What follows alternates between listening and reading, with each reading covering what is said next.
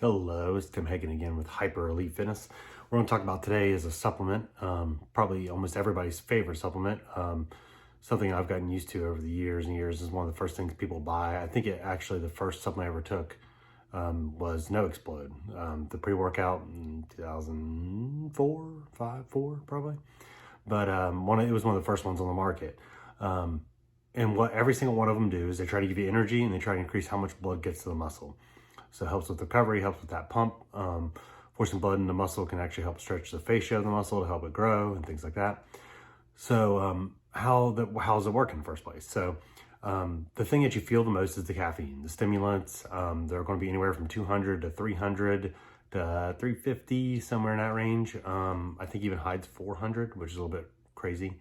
Usually around 300 is a sweet spot for me. Any more than that, it's a little bit too much because I do other caffeine during the day.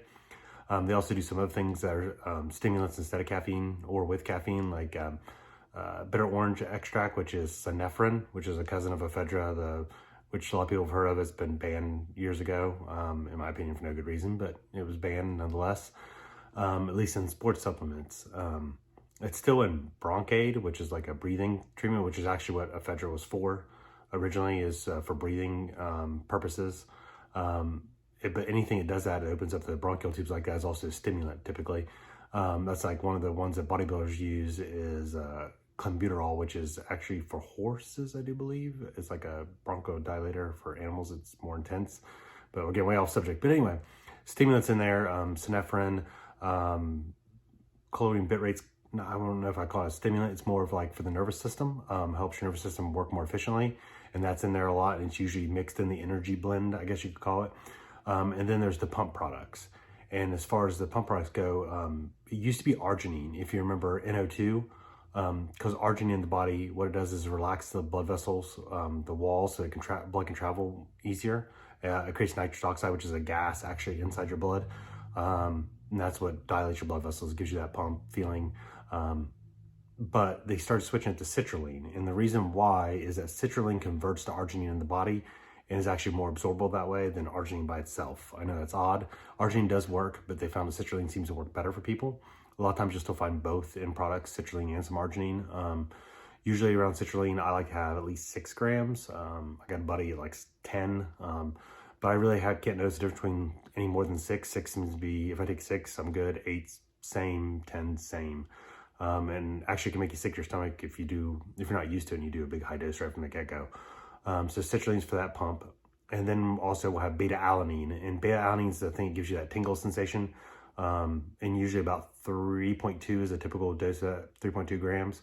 And it'll give anybody that tingle feeling. I gave it to a buddy, that same dose to a 400-pound buddy, and he got it. So what it does is actually keeps lactic acid out of your muscle. Like, so, the thing causes soreness, it helps keep that down, and that actually raises endurance during exercise. So the longer you can keep that from setting in, the more your endurance will be during that activity. So it's more of an endurance type of thing. And then there's, of course, creatine, and I could do a whole video on this. Okay, so I remember working at GNC, and I had a woman come in and say, I don't want my son taking steroids like creatine. Like, for somehow, some way, creatine's become this big monster boogeyman.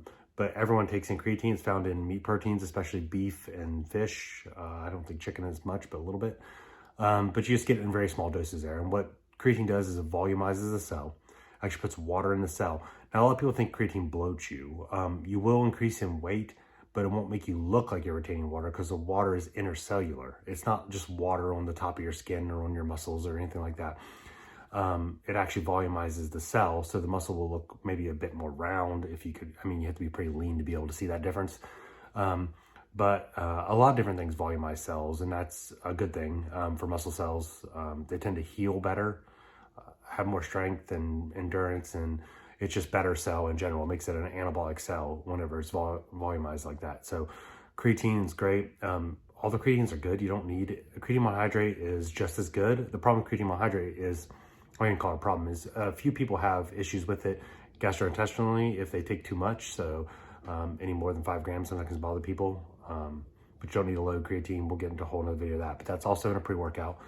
And those are the typical things you'll see, and they'll do all kinds of other stuff too. They may do vitamin C. They may do, here's one I don't like, is they may put niacin in it, and niacin is B3, I think off the top of my head, B3.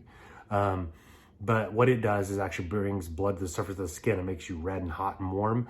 And they're doing that so that you feel the pre-workout. So people go, oh yeah, I can feel that when I take it. I got all red and hot.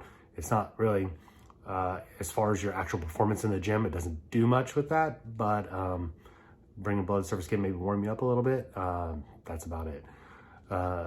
Then you'll find a bunch of other things in there. Teacrine, which is a newer stimulant. If there's too much in there, it'll probably taste awful because teacrine doesn't taste good. And you can't, see, I know some of this from having my own formulas, but you can't put a whole lot of teacrine in something without ruining the taste. So, but usually they're anywhere from, a serving's about 10 grams to anywhere up to 25 grams with all these ingredients.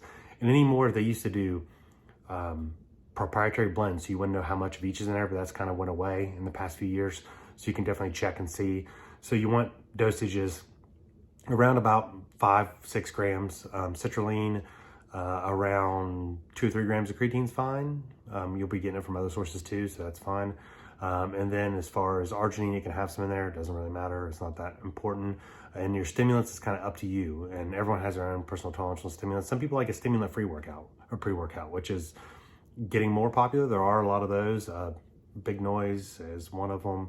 I know Hostile has another one that's stimulant-free, but that's become more and more popular. I like the stimulant. I have to have it. I'm just so used to it at this point. It feels weird without it. But and then as far as other things, it really doesn't matter. Those are the most important things. As long as you have those in a pre-workout, that's really what matters. And some people may want to take a pre-workout, some don't. There's some people who just avoid it altogether and don't want to do it. I figure any advantage you can get nutritionally is good.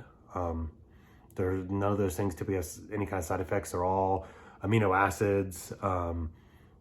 Actually, I think everything's amino acids besides caffeine's a stimulant. It's usually taken from guarana or green tea. So there's not anything harmful in there. Some people have adverse effects to anything, so anything can harm anyone. There's people who eat a peanut and then die, so can't say it won't hurt anyone, but they're all typically made in foods. That's what supplements typically are derived down from foods. So you can take a pre-workout pretty worry-free, and you can definitely take creatine worry-free. I'll make a video about it sometime because that's a long subject. That would be a 10-minute video on itself. But that's basically pre-workouts, and it comes down to your flavor, your preference, your company. There's a bunch of them. I really recommend Granite Nutrition. It's the guy who founded it lives in Columbus, Ohio, John Meadows. He's been a coach to me and helped me before. And his videos are great. If you haven't seen them, you should check them out too. But that's the one I like, but you can take any brand. Just kind of on your preference. So GNC has a good brand called Lit AF, and it's their advanced formula. There's Ghost, which is a little bit lower in the caffeine. There's a bunch of different ones. If you have any questions about what's in your pre-workout, you can always email it to me. And that's at hyperelitefit@gmail.com, hyperelitefit@gmail.com. I almost said at google.com, but at gmail.com. I'll answer any questions. You can post them down below. Message me on Facebook. I'll help you out when I can. But until our next one, see ya.